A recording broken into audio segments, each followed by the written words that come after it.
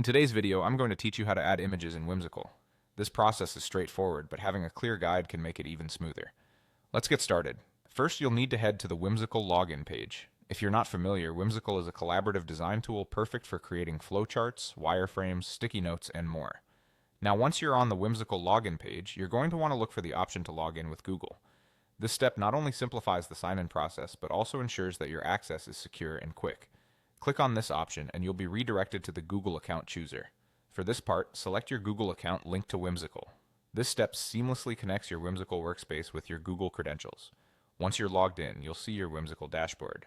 Navigate through your boards and click on the board where you want to add an image. Whimsical boards are where all the magic happens. Think of them as a blank canvas ready for your creative touch. So after you've selected your board, look for the All Tools icon, a plus sign located in the toolbar. This icon is your gateway to a variety of tools, including the option to add images. Clicking the plus sign opens up the tool menu. Here you need to find and click on the Image tool. This option allows you to insert images directly from your device into your Whimsical board, enriching your design and making your ideas more visually appealing. Once you've clicked on the Image tool, a window will pop up, allowing you to select the image file from your device. It's a good idea to keep your images organized in a specific folder for easy access. When choosing your image, ensure it's relevant to the content you're working on. Adding visual elements can greatly enhance the comprehensibility and impact of your project.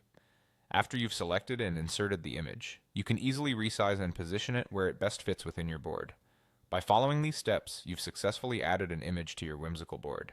Remember, images can be powerful tools for communication and collaboration, especially when working on projects that require visual representation, like user interfaces or system flows. And that's it! You've now learned how to add images on Whimsical, a simple yet essential skill that can elevate your collaborative projects to the next level. Keep exploring and experimenting with different features, and you'll soon master the art of creating visually appealing and effective designs. Thank you for watching and happy designing.